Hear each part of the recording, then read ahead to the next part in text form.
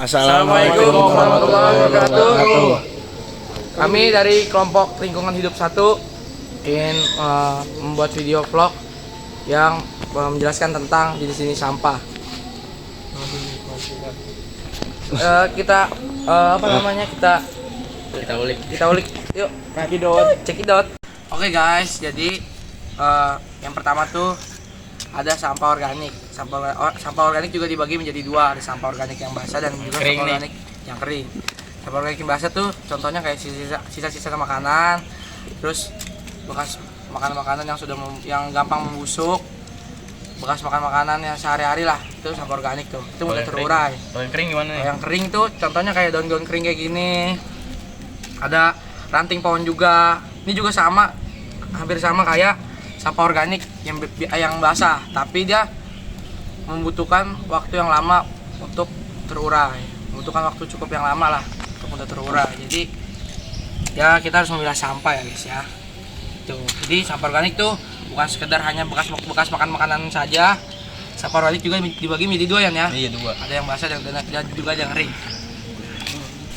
Ya, dua sini ada sampah anorganik, yaitu plastik contohnya ya. Jadi sampah anorganik itu adalah sampah yang tercipta yang bukan dari makhluk hidup. Dia tercipta dari buatan manusia, dia dibuat melalui mesin atau apa.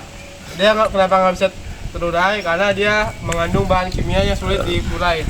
Walaupun terurai, dia nggak bakal jadi kembali ke alam, dia cuma jadi partikel kecil. Di sini contohnya ada plastik. Kenapa plastik susah? Yaitu karena bahannya kuat kimia ya, Ada zat sintetisnya. Karena dia mengandung zat sintetis, Jadi nggak susah. bisa terurai. Dia waktu terurai itu membutuhkan waktu sekitar 50-500 tahun, tergantung jenis plastiknya yang lain. Sudah. Ya, yang ketiga ada sampah B3, yaitu bahan berbahaya dan beracun. Sini kita ambil contohnya ada di kaleng bekas penghapus cat. Kalengnya ini memang mengandung sampah anorganik. Namun dia karena bekas mengisi bahan kimia, jadinya dia masuk sampah B3 karena dia bekas wadah kimianya.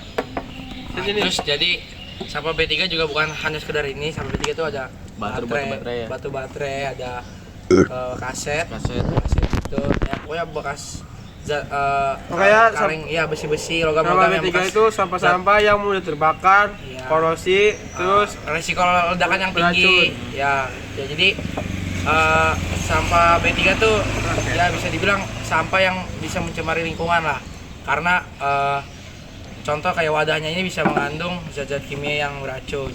Jadi itu. Oke teman-teman, dari itu ayolah kita mencoba memilah sampah Ya, memilah. ke tempat yang sesuai.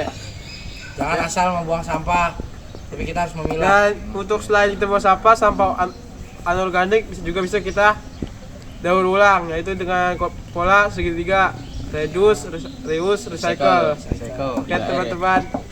Oke. Jadi kita tidak asal membuang sampah, kita bisa mendaur ulang sampah-sampah plastik. Contoh kayak botol bisa jadi tempat pensil, pot tanaman, gelas bisa. Itu bisa dikreasiin lah. Oke teman-teman. Mulai dari sekarang kita pilih tempat sampah ya teman-teman. Buang Mari sampah kita pada memilah tempatnya. sampah. Oke guys, jadi segitu aja penjelasan dari kelompok kami tentang memilah sampah dari sampah organik, anorganik, hingga B3.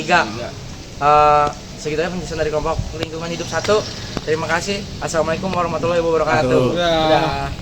Ini saya nggak kayak